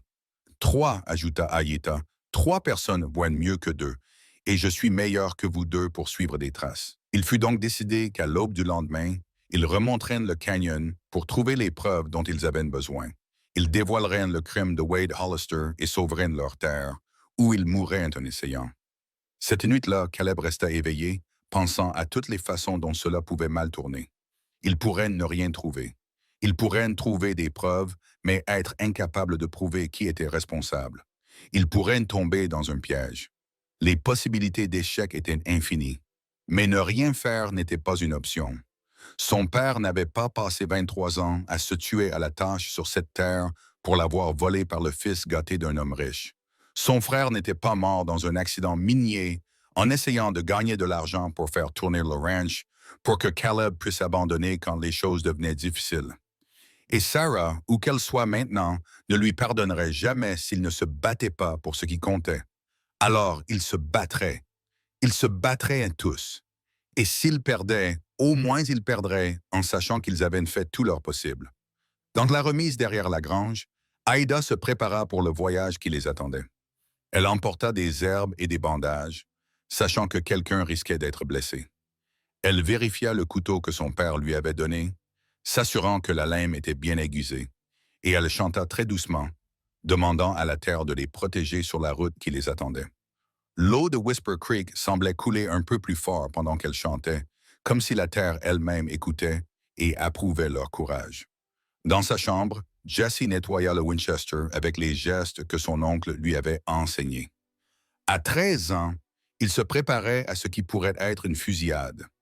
Le poids de cette responsabilité aurait dû le terrifier. Au lieu de cela, il ressentait autre chose. Un but, pour la première fois depuis la mort de son père, Jesse avait l'impression de faire quelque chose d'important. Pas seulement survivre, mais se battre. Pas seulement accepter ce que le monde lui infligeait, mais riposter. Il termina de nettoyer le fusil et le posa de côté, puis s'agenouilla près de son lit, comme sa mère le lui avait appris avant de mourir. Il ne savait pas si Dieu écoutait les garçons qui avaient cessé de croire en quoi que ce soit, mais au cas où, il pria pour avoir du courage, de la force, pour avoir la chance de prouver que la famille Stone n'était pas encore finie. Et quelque part dans l'obscurité de Whispering Basin, Wade Hollister était assis dans son bureau et élaborait des plans. Il avait 3 hommes qui surveillaient le ranch Stone. Il savait qu'ils étaient presque vaincus. Dans quelques jours, la terre serait sienne, ainsi que tous les droits miniers et les sources d'eau que les études avaient promis. Il se servit d'un verre de whisky et sourit. Certains hommes étaient nés pour gagner. D'autres étaient nés pour perdre. Caleb Stone perdait depuis le moment où il était né dans une famille sans argent ni influence.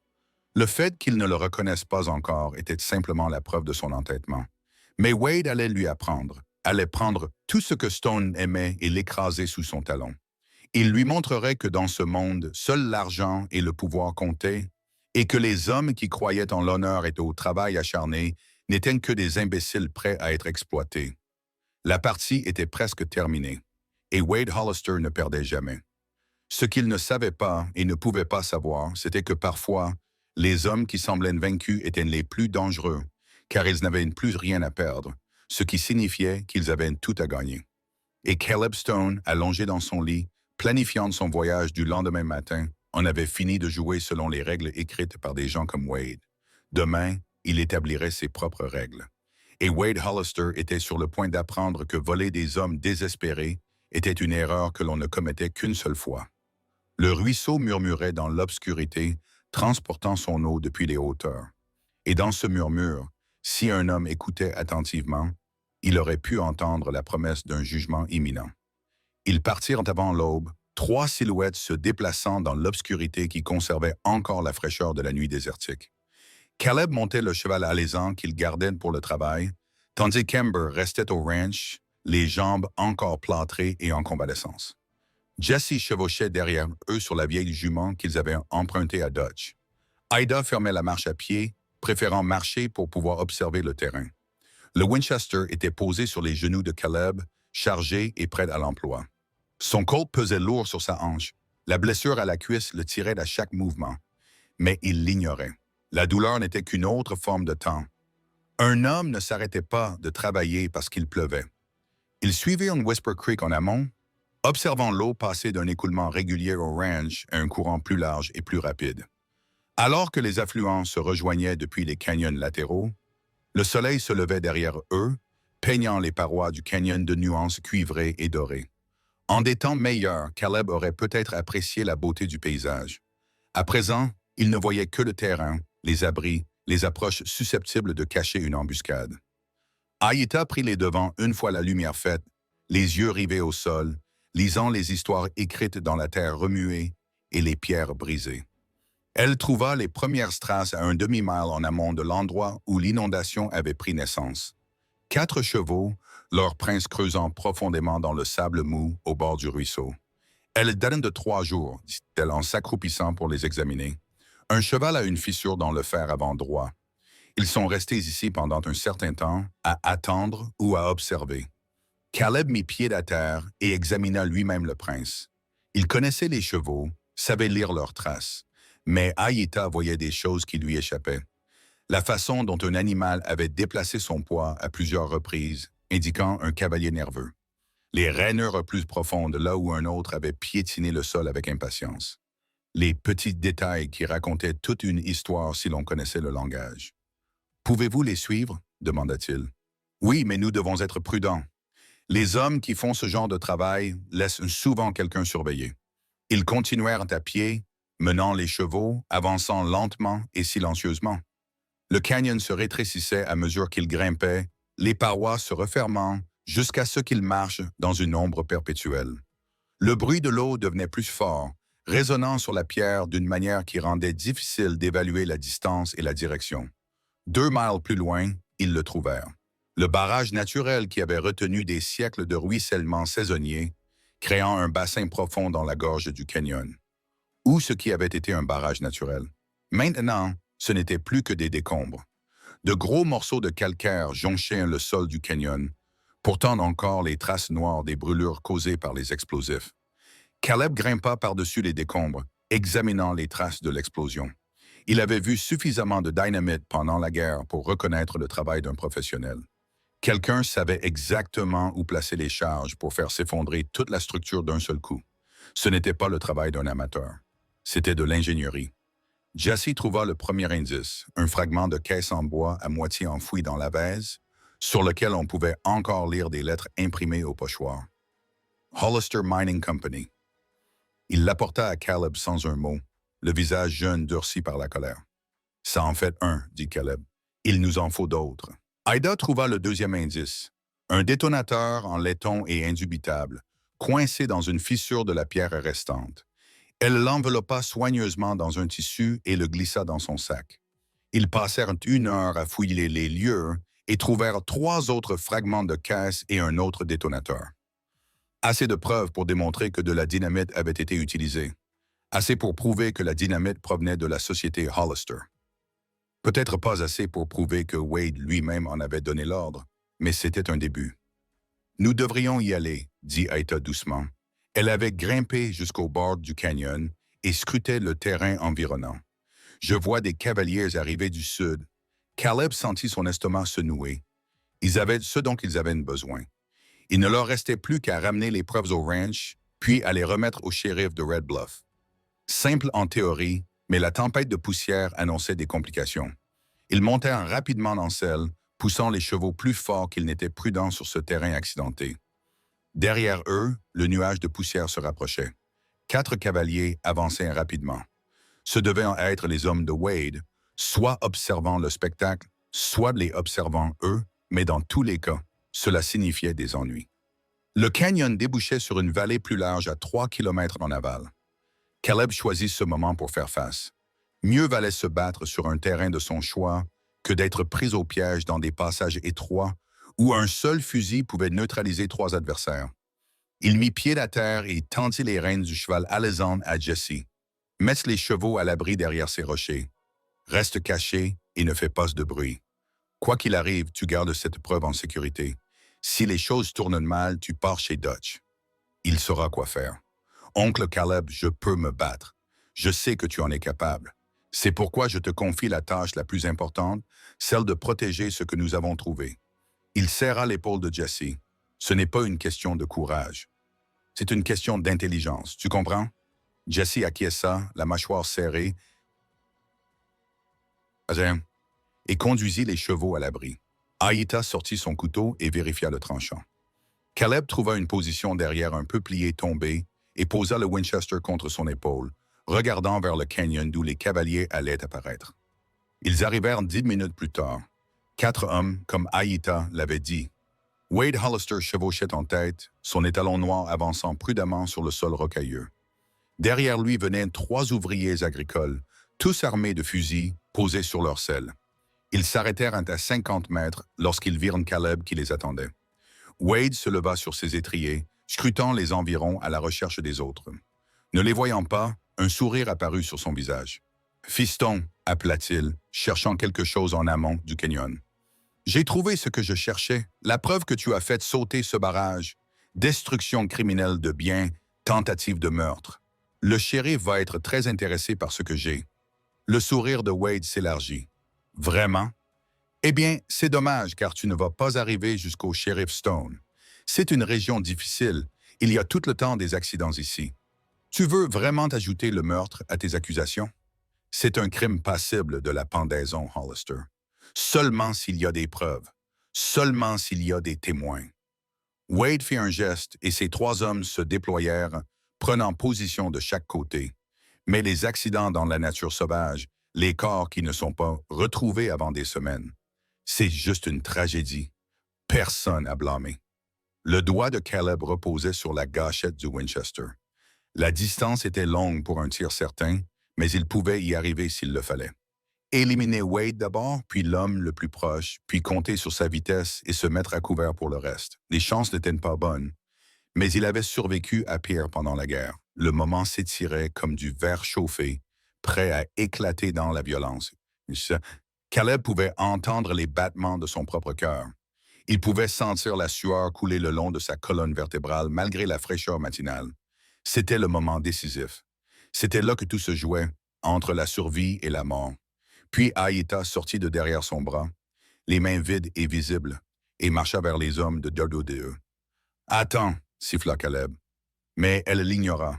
Elle s'arrêta à 6 mètres du cavalier le plus proche, suffisamment près pour qu'ils puissent tous la voir clairement. Sa voix, lorsqu'elle prit la parole, traversa l'espace qui les séparait, claire et forte. « Vous me connaissez, dit-elle au rancher. Vous m'avez vu au procès. Vous avez entendu ce dont Wade Hollister m'a accusé. Mais posez-vous la question suivante. Qu'ai-je réellement fait? J'ai dit, non, c'est mon crime. J'ai refusé un homme riche qui pensait que son argent lui permettait d'acheter tout ce qu'il voulait. » L'un des hommes se tortilla inconfortablement sur sa selle. Aïta poursuivit. « Maintenant, Il vous demande de commettre un meurtre. Pas au combat, pas en légitime défense, mais une exécution. Il veut que vous tuiez un homme bon qui n'a rien fait d'autre que d'essayer de sauver les terres de sa famille. Il veut que vous tuiez un garçon de 13 ans, et il veut que vous me tuiez parce que je suis la preuve de ses mensonges. Taisez-vous, grogna Wade. Vous ne parlez pas, je dis la vérité. Et la vérité, c'est que vous avez peur. Peur que les gens découvrent que vous n'êtes pas l'homme que vous prétendez être. Peur qu'ils voient qui vous êtes vraiment, un lâche qui se cache derrière l'argent de sa mère et menace quiconque le défie. Le visage de Wade devint rouge foncé, sa main se posa sur son âme. Mais avant qu'il ne puisse dégainer, l'un de ses hommes prit la parole. « Monsieur Hollister, j'ai signé pour travailler au ranch, pas pour ça. Tu feras ce pour quoi je te paye, » rétorqua Wade. « Tu ne me paies pas assez pour me faire pendre. » L'homme fit reculer son cheval. « Je m'en vais. » Le deuxième homme regarda Wade et son compagnon qui s'éloignaient, puis fit également demi-tour avec son cheval. « Moi aussi, ce n'est pas juste. » Il ne restait plus qu'un homme à côté de Wade, un personnage au visage dur nommé Polk, que Caleb reconnut comme ayant la réputation d'être violent. La main de Polk reposait sur son fusil et ses yeux avaient le vide plat de quelqu'un qui avait déjà tué et qui tuerait à nouveau sans trop réfléchir. « Polk, » dit Wade, « tue-les. » Polk commença à lever son fusil. Caleb tira le premier. Le Winchester crépita dans l'air matinal et Polk tressaillit en arrière lorsque la balle l'atteignit à l'épaule, le faisant basculer à moitié hors de sa selle. Son fusil tomba bruyamment sur les pierres. Wade sortit son Colt, mais il était lent, maladroit à cause de la peur. Caleb actionna le levier du Winchester et tira une deuxième balle dans le sol au pied du cheval de WDE. L'animal se cabra, manquant de désarçonner son cavalier. Le temps que Wade reprenne le contrôle, Caleb avait déjà pointé son fusil sur sa poitrine. « Lâche ça, » dit Caleb. La main de WDE tremblait. Pendant un instant, on aurait dit qu'il allait quand même essayer.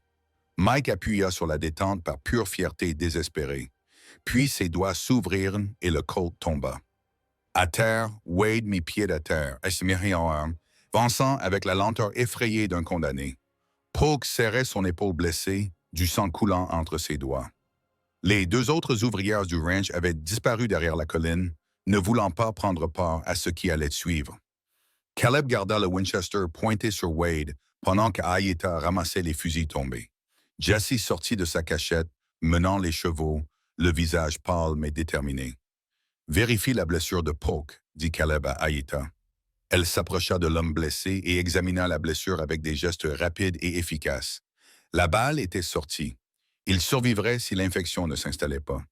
Elle banda la blessure avec des bandes déchirées dans sa chemise, travaillant avec l'efficacité impersonnelle de quelqu'un qui avait déjà soigné des blessures. Caleb se concentra sur Wade. « C'est fini pour toi, Hollister. Tu as essayé de nous tuer. Tu as détruit nos biens et maintenant tu vas payer pour tout ça. Tu ne peux rien prouver, » dit Wade. Donna, mais sa voix manquait de conviction. « J'ai les caisses de dynamite avec le nom de votre entreprise dessus. J'ai les détonateurs provenant de votre stock. J'ai Polk ici qui, je suppose, témoignera contre vous pour sauver sa peau. Et j'ai 3 témoins qui peuvent attester que vous avez ordonné un meurtre. » Caleb sourit sans humour. « C'est plus que suffisant. » Le bruit d'autres chevaux fit se figer tout le monde. Caleb braqua le Winchester vers la nouvelle menace, mais Ayeta lui toucha le bras. « Attends, regarde. » Un groupe de cavaliers apparut au sommet de la colline. Ce n'étaient pas d'autres hommes de WDE. Ceux-ci portaient des insignes. Le Marshal John Bridger les menait, son visage buriné caché sous son chapeau. Derrière lui chevauchaient 2 adjoints et, à la surprise générale, Dutch McKenna. « Posez vos fusils, messieurs, » dit le Marshal Bridger en s'approchant. « On dirait qu'on arrive juste à temps. » Caleb baissa le Winchester, mais ne les posa pas. « Marshal, qu'est-ce qui vous amène ici? » Dutch est venu me voir il y a 3 jours. Il m'a parlé du projet de Wade d'acheter des affidavits, de ses menaces à votre rencontre. Quand j'ai entendu parler de cette crue soudaine, le timing m'a semblé trop opportun. J'ai donc gardé un œil sur les choses. Il mit pied à terre et se dirigea vers Wade. Et il semble que mon instinct était juste. Wade Hollister, vous êtes en état d'arrestation pour destruction de biens, tentative de meurtre et complot en vue de commettre une fraude. Le visage de Wade passa du rouge au blanc. Vous ne pouvez pas faire ça. Ma mère possède la moitié de ce comté. Elle vous fera retirer votre badge. Votre mère ne me possède pas, et la loi aide la loi on, peu importe combien d'argent vous avez. Bridger fit signe à ses adjoints. Emmenez-le. Pendant qu'ils ligotaient les mains de WDA, Caleb sortit la preuve de la sacoche de Jesse et la tendit au Marshal. Vous voudrez voir cette preuve que la dynamite provenait de Hollister Mining. Polk était avec lui. Il parlera peut-être si vous lui proposez un marché. Bridger examina les fragments de caisse, le visage assombri. Cela fera l'affaire.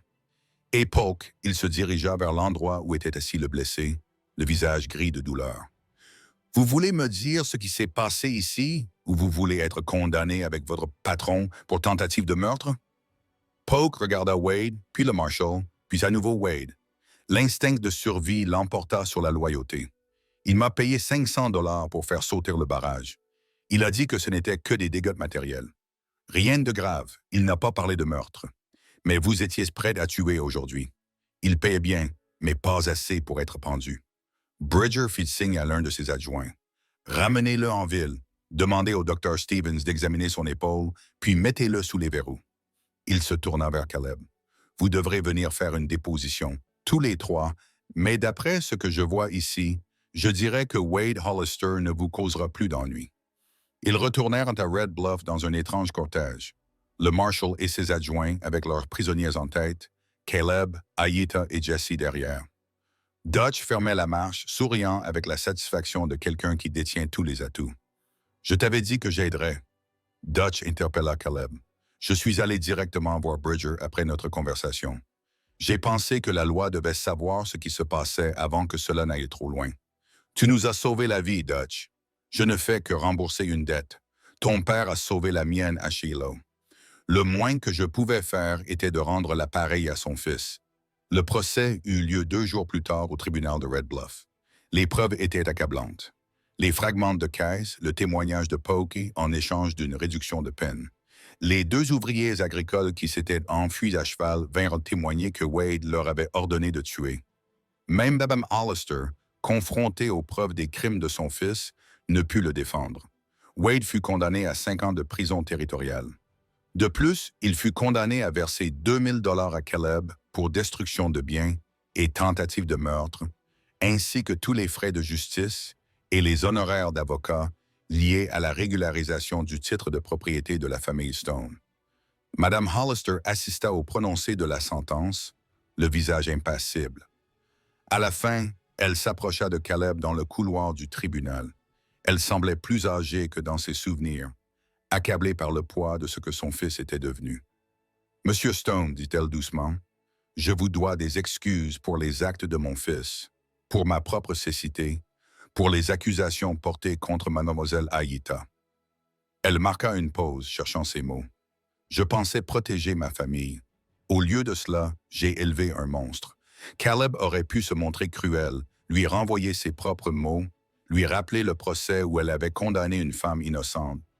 Mais il vit la douleur sur son visage et reconnut qu'elle était sincère. « Votre fils a fait ses choix, dit-il. Vous n'êtes pas responsable de cela. »« Peut-être, mais j'ai permis ses choix. Je lui ai appris que l'argent pouvait tout acheter, résoudre tous les problèmes. J'avais tort. » Elle fouilla dans son sac et en sortit un document. « Voici l'acte d'enregistrement de votre terrain, correctement rempli, correctement certifié. J'ai utilisé mes fonds personnels, distincts de la restitution ordonnée par le tribunal à WDE, pour accélérer le processus d'enregistrement. Le juge a exigé que Wade paye les frais juridiques, mais j'ai payé moi-même les frais de dossier en guise de restitution pour mes propres actions. » Caleb examina le document, puis la regarda. « Votre fils a déjà payé ce que la loi exigeait. Vous ne me devez rien de plus. Peut-être pas légalement, dit-elle doucement. Mais moralement, oui.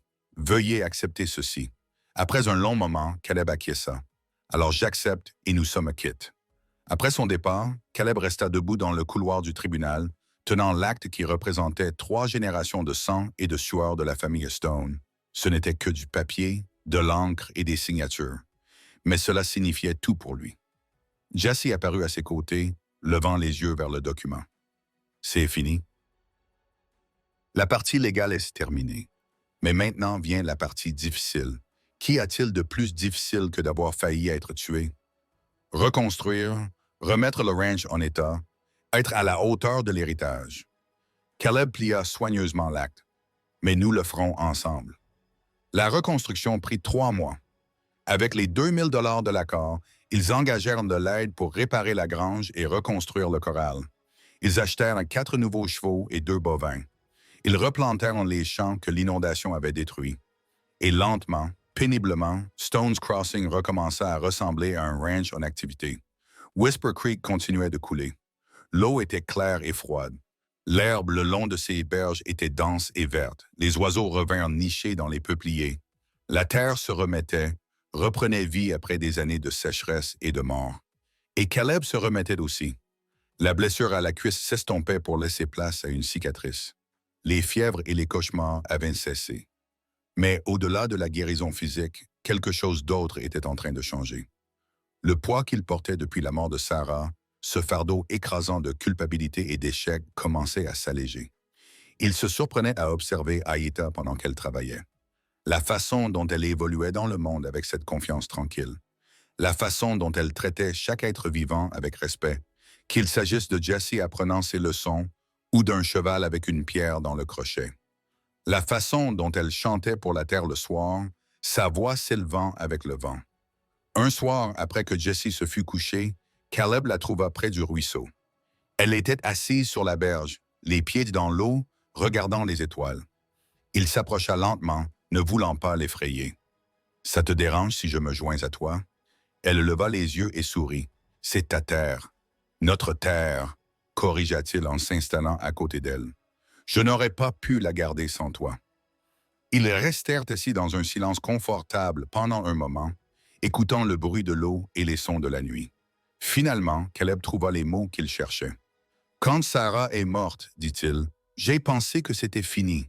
J'ai pensé que cette partie de ma vie était terminée et qu'il ne me restait plus que le travail et la survie. Puis tu es arrivé et tout a changé. » Aïta se tourna vers lui. Lui, ses yeux sombres reflétant la lumière des étoiles. « Tu as ramené l'eau sur cette terre morte, continua-t-il. Tu as ramené la vie là où il n'y avait que de la poussière.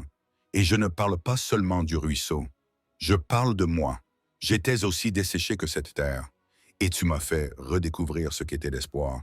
C'est la terre qui a fait ça. Je n'ai fait que chanter les vieilles chansons. Non, c'est toi qui l'as fait. Toi avec ton courage et ton refus de te laisser briser par ce qu'ils ont essayé de te faire. » Il prit une inspiration. « J'ai 40 ans et tu en as 26. 14 ans nous séparent. J'ai des cicatrices, de mauvais souvenirs et un passé rempli d'erreurs.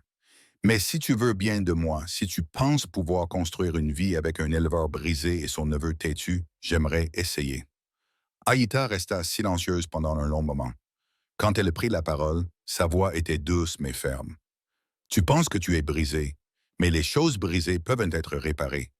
C'est ma grand-mère qui m'a appris cela.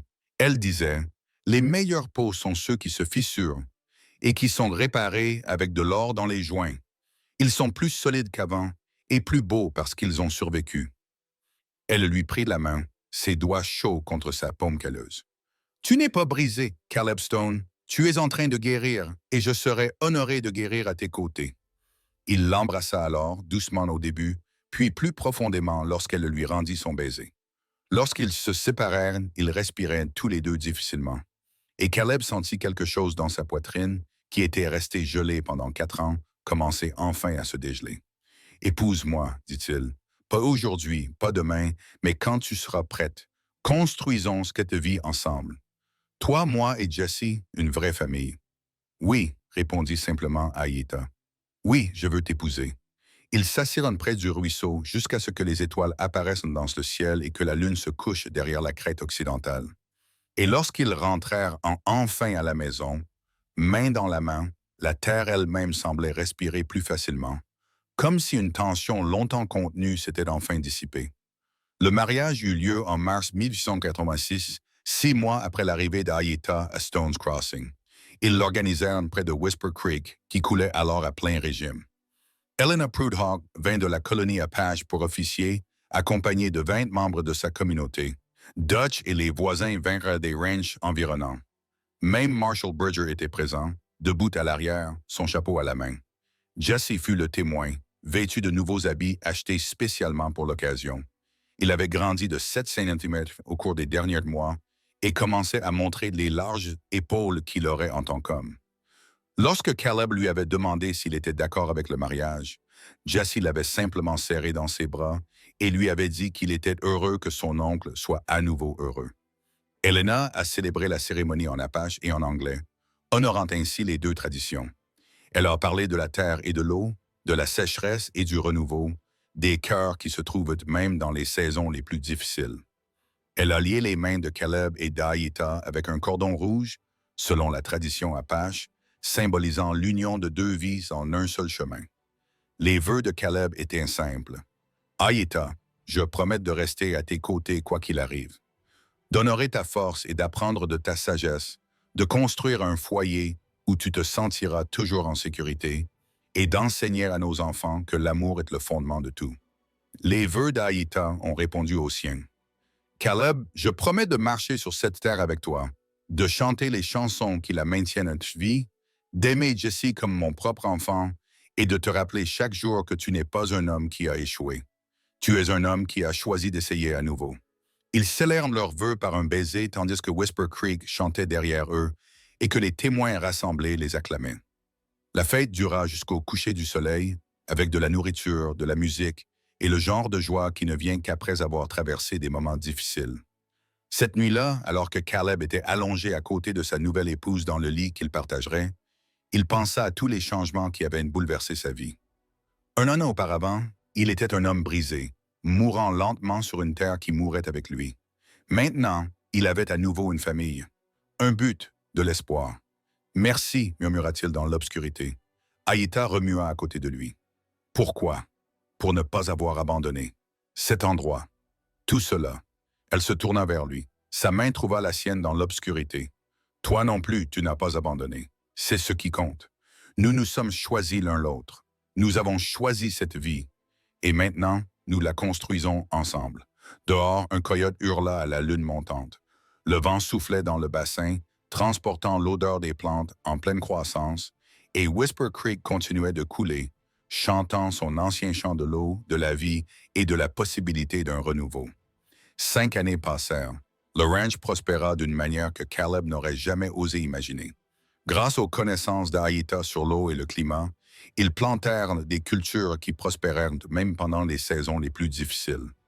La nouvelle se répandit au sujet de la femme apache qui pouvait soigner le bétail et lire la terre, et des éleveurs vinrent de 50 miles à la ronde pour solliciter son aide.